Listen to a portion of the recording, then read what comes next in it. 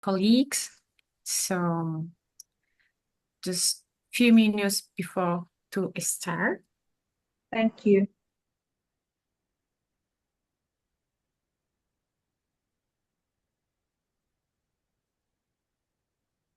Ana Marta, buenos días. Qué gusto tenerlos por acá.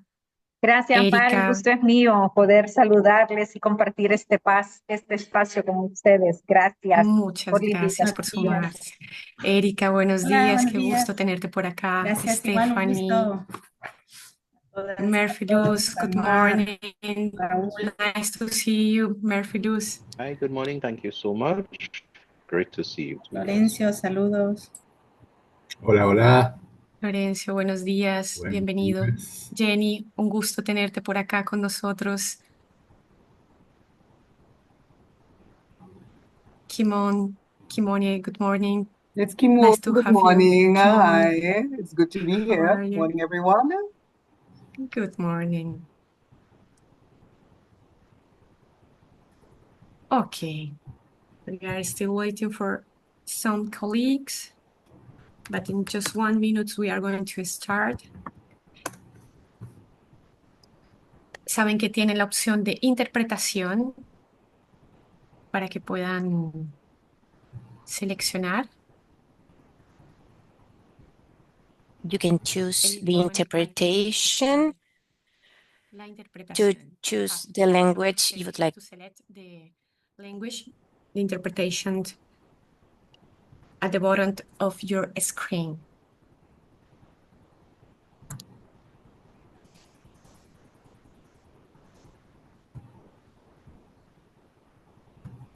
Vamos a empezar entonces. Le damos grabar. We are going to begin. We're going to start the recording. I think most of us are here.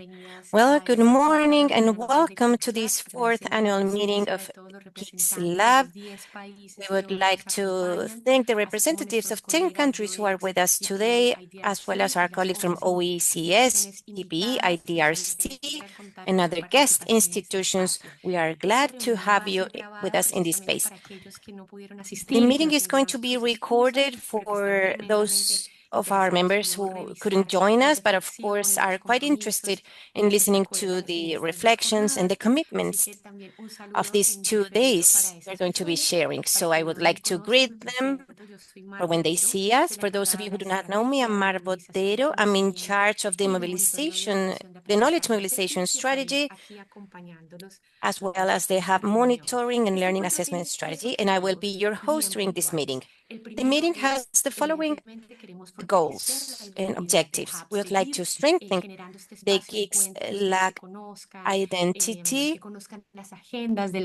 for you to get to know each other, to learn more about the agenda and plans of the institution joining us. The second objective is to ensure everyone's participation in the planning process and ownership of the activities. It is quite important for us for everything that they propose to make sense in your territory. And the third goal is to co-build this new mobilization cycle on early childhood, where we will build a common agenda for the region. This year, we will have a 2-day meeting. Today, we're going to talk about our goals, our progress during 2024. We are going to be talking about some milestones, strategic planning, and tomorrow, we will work on building this knowledge agenda. We are aware of the fact that some of you will only be able to join us today, but remember that you can invite your early childhood teams to join the co-construction of this cycle tomorrow. As you know, we have simultaneous translation. You can choose your preferred language by clicking on the interpretation button at the bottom of your screen. And we also ask you to share your name, institution, and country in the chat to quickly identify the participants. And again, remember the meeting will be recorded. So to begin, it is my pleasure to introduce Javier Gonzalez, Director of SUMA, who will share some initial thoughts about the importance of this conversation. The floor is yours. Good morning, friends. I really feel that this is an incredible group that we have been forming and working together for now several years, and these are really a team meeting, an internal team meeting, really, of people that have been really working very closely together, within each country, between countries, and as a region, both at the Central American space and the Caribbean space, and also together, and of course, and I want to explicitly thank GPE and IDRC. I see Ian and Florencio, who have been champions as well of this initiative. Very, very, of course, important initiative. And also, I would like to highlight, of course, our partners and friends from OECS, who have been also working with us shoulder to shoulder in a weekly basis, really, on trying to support something that it has been led, really, and has been championed by the countries, for the countries, with no further agenda. And I think that's a very important distinction of KIX.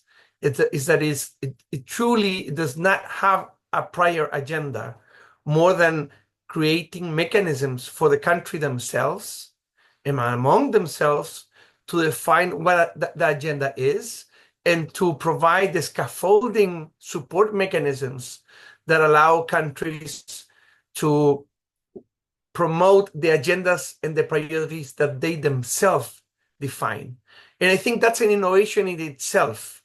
We're in a moment in which we know, and historically we know, that there has been, of course, a lot of exchange between North and the North and North Global South, but there has been very little exchange between the Global South countries. And just as one of our partners in KIX, one of the hubs, has a campaign that says the South also knows, I think this hub, this KIX LAC hub, it's a reminder and an expression and evidence that the South, in this case, the Latin American and Caribbean South, also knows. It does not exclusively know, because of course we have to learn from other parts of the world, North, South, etc. But it also knows, means basically we do have knowledge, experience from our own countries, and we have a history that we definitely have to value and we have to be able to construct upon. So first of all, again, I want to thank all the partners that make this possible: GPE, IDRC, OECS, and of course all the team from SUMA, which work very hard for this endeavor. But again, mostly I want to thank all the country representatives. And that means basically all of you, which come from academia, which come from the government, which come from the teacher unions and the NGOs, all the different stakeholders, really, that day to day are fighting and working towards a better education system. The meeting today, as the one we had in Honduras, in person, is a very important meeting because it allows us to, well, acknowledge again the purpose of why we have come together as a KIX hub, and to reinforce somehow this commitment of letting you lead the way and us really support your strategies, your priorities. In this meeting, we will be somehow looking at what we've achieved during this period that has to do with the different parts of KIX in terms of supporting the definition of priorities, defining research projects or research-based projects that allow to address and to better understand those priorities, and finally to make that research and knowledge actionable. I think that also is a second very important distinction of KIX. Not only, as I said, first, the participatory and the participation, broad participation that this KIX hub has as a DNA, but also the fact that it's not only about getting together, it's actually getting together to do something. In this case, is to really create impact in countries. So we do get together, we do hear each other and define priorities. We do research on those priorities, but most importantly, and I want to emphasize that because that's your achievement, is that we have been able to move forward towards impact. And there are several, at this date, several examples, real examples of how that impact is happening. It's not about discourses. It's not about just being, wishful thinking. We have already by now actionable projects that are creating impact in our systems. So we want to today go back into those different programs, projects that we have been able to put together, that somehow they form a platform of dialogue and exchange for the promotion and generation of these areas. And as you know, we've been talking about monitoring students' learning outcomes. We've been talking and working in terms of EMIs and different aspects. So that's one aspect that I think we've been able to achieve, this platform for dialogue, which is so important. But another one has to do with how we learn from each other, not only in terms of dialogue, but in terms of in-person technical visits. And we have been able to promote through KIX mechanisms, different mechanisms of learning visits from between and from Central America, between and from the Caribbean. And we think those are very, very important opportunities that this program has been able to provide. And also, and I think very importantly, when I talked about actionable projects, has to do with the country support initiative or country support mechanism, which has been developed quite importantly in El Salvador, but now it's taking full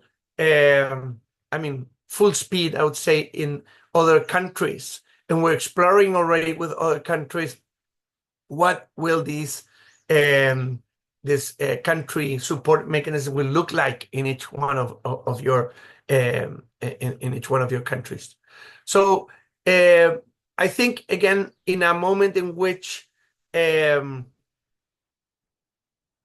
we can say that although we have advanced quite a lot, we still are failing. When we see, and I just always repeat this figure because we cannot get used to it, that 80% of students in Latin America are estimated to be, when they are 10 years old, they do not understand, they do not know and understand what they read. At 10 years old, those children probably won't be able to, or we're making it very difficult for them to really be included as active members of society in the economic sphere, in the political sphere, in the social sphere. And therefore, we have to go back to the basics. We talk a lot about artificial intelligence and the ICTs. And of course, they are a mechanism that could be something that could bring innovation and support our national strategies. But going back to the basics means acknowledging the fact that in the pedagogical nucleo, which is where actually that interaction between teachers and students happen, is that where learning really happens. And that's a humane perspective of education. That it doesn't mean investing in very expensive technologies, but actually investing in much cheaper but long forgotten teacher training and teacher pedagogical support on site. I just came back last week from the Global Education Meeting in Brazil. And just a month before, also, I was in Brazil both times in Ceará. Ceará, many of you know, it's the place where Sobral, which is a municipality that has been able to achieve record literacy rates in very short time. Just in 4 to 6 years, they became number one in among 5,500 municipalities in Brazil, being one of the poorest among Brazilian municipalities. So going back to the basics means basically, and that's why I mentioned Fortaleza, and I think the GEM, the Global Education Meeting was in Fortaleza, among other things, and it's beautiful because it has to do with Sobral, and it's going back to the basics, to literacy. It has to do going back to Paulo Freire, which is such an important figure for Latin America as a critical pedagogy to change the world, really. It brings us to the point which will be the main focus of this meeting during these 2 days. It has to do with early childhood and care, but also how from early childhood, from awareness of phonological awareness, and how we start creating from social emotional learning, but also cognitive development, the base to really be able to promote early literacy at the right age. Something that is very important, but because as we promote that initial literacy, also we are able to cope with other problems of our system, which is attrition and late sobreedad, sorry, in Spanish, overaging of our system. So they're all related. So, for example, again, going back to Sobral, and I mentioned it again, just going back from last week, is that we see that by tackling early childhood, social emotional learning, and early literacy, they are able to tackle this overage, attrition, etc. So I think the topic that has been defined as the main, not unique, but one of the main focuses of this meeting, I think it couldn't be more pertinent for this moment in time after COVID, in which most countries are trying at least to go back to, let's say, normality, which we know that normality is not what we want.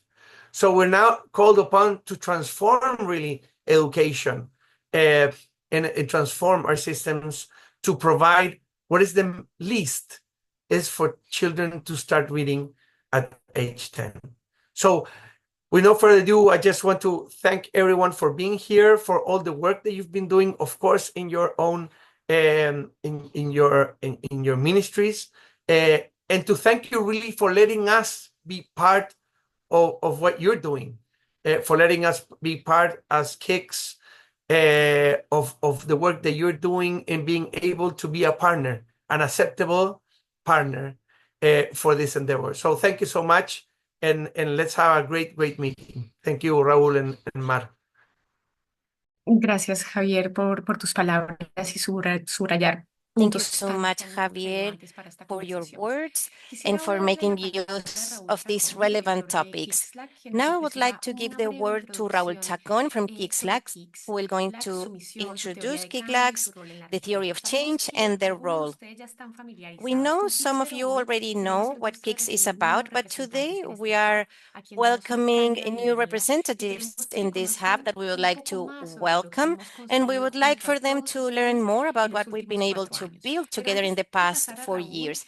But before giving the floor to Raúl, we will share a summary of our meeting last year, our in-person meeting in Honduras, where many of you attended, and this will give us an overview of what KIX LAC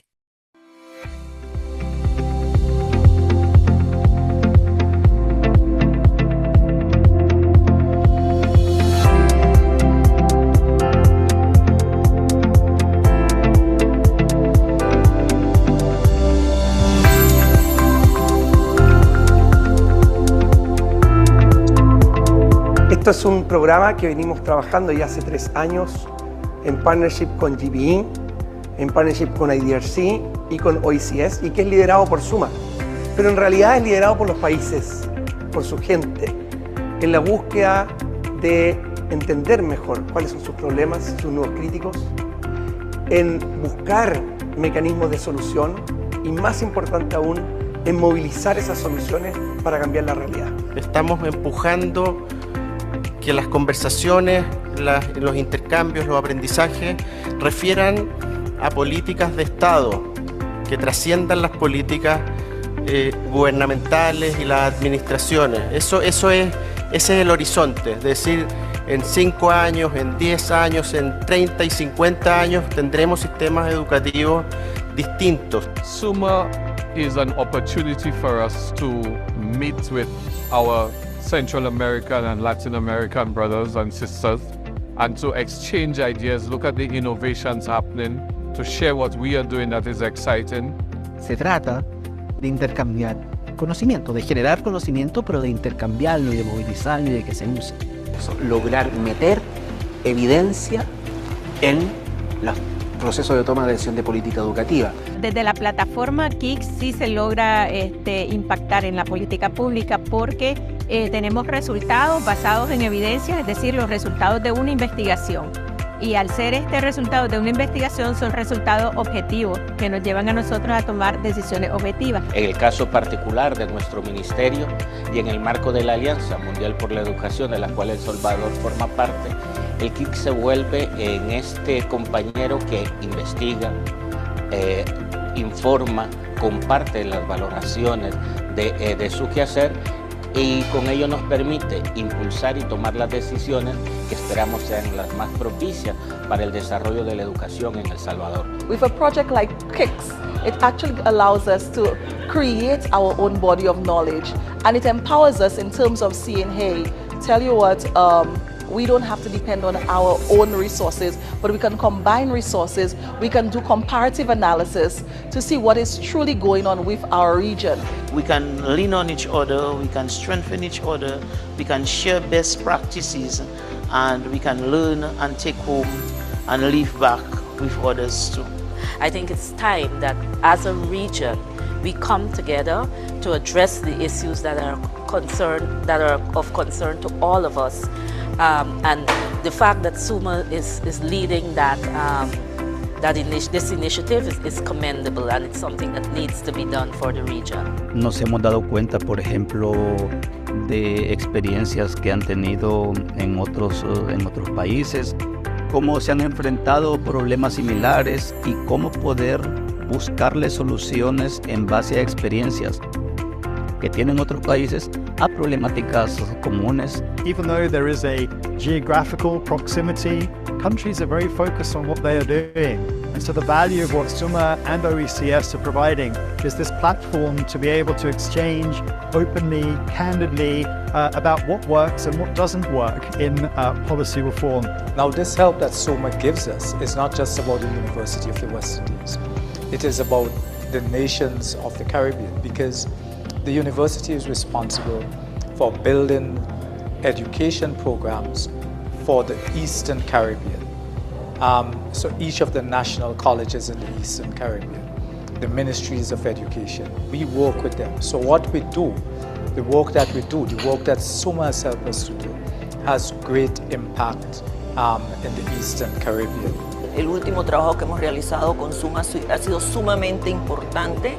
Ha impactado comunidades alejadas y el impacto ha sido para el director, el supervisor y los docentes, o sea, todo el equipo escolar que va a estar atendiendo a nuestros estudiantes. Así que para nosotros ese trabajo con SUMA ha sido un trabajo muy colaborativo, muy espontáneo, muy pertinente, muy inclusivo para la educación panameña. Es importante decir que la inclusión, ¿no es cierto?, tiene que ver con nuestra capacidad de reconocernos, nuestra capacidad de valorarnos y especialmente de construir sobre nuestras diferencias. Eso, y con ese foco, es que también trabaja KIX. No es investigar por investigar, no es innovar por innovar, es evidencia que impacte la justicia educativa en nuestros países. I would say